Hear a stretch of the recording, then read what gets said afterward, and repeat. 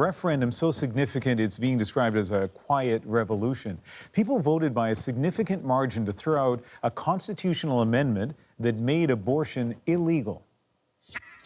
100 years since women gained the right to vote. Today, we as a people have spoken, and we say that we trust women and respect women to make their own decisions and their own choices. This shift was supported by 66.4% of the voters. The turnout a record high for an Irish referendum, just under 65%. This result opens the door to legal abortion in the first 12 weeks of a pregnancy or later when there's a risk to the mother or the fetus. Under the old law, women who had an illegal abortion could face up to 14 years in prison. One woman tells our Nahlah just how profoundly she feels this change. As much as they might not like the idea of it, abortion's already here. People are taking pills that they order online, even though it's against the law. When people are in pain or desperate, they will do what they need to do. See it? Where's that? We're lying when we say that the 8th prevents abortion. We're lying when we say this country is safe for women. And I'm contributing to that lie. For better or for worse, I have to tell this story. Because of the 8th, you had to travel. I'm not perfect, but I'm an everyday person, and it happened to me. So I needed an abortion. I couldn't get it here.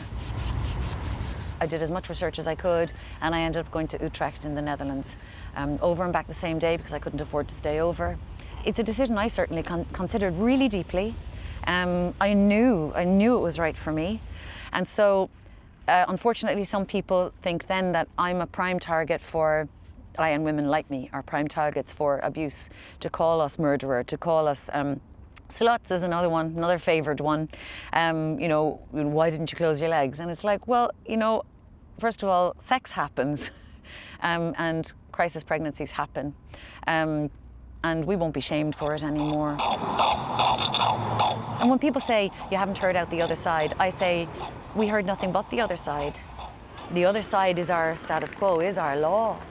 So we've given it a good old hearing out. We've lived it. Tough moment. It's a very hopeful moment. So, you know, I really love this country, and I want this country to love us. I think it does, and I just want the law to reflect that. What's going on in your head right now? That's very hard to say. I'm so full of emotion. I'm so full of gratitude to everyone who voted yes. Many of them who might not have shared other people's views on abortion itself or the right to choice, but they've at least said that, you know, they won't meddle in someone else's decision-making process. And that's such a kind thing, such a mature thing. And I feel like Ireland's really taken its place in grown-up countries of the world. I'm so grateful.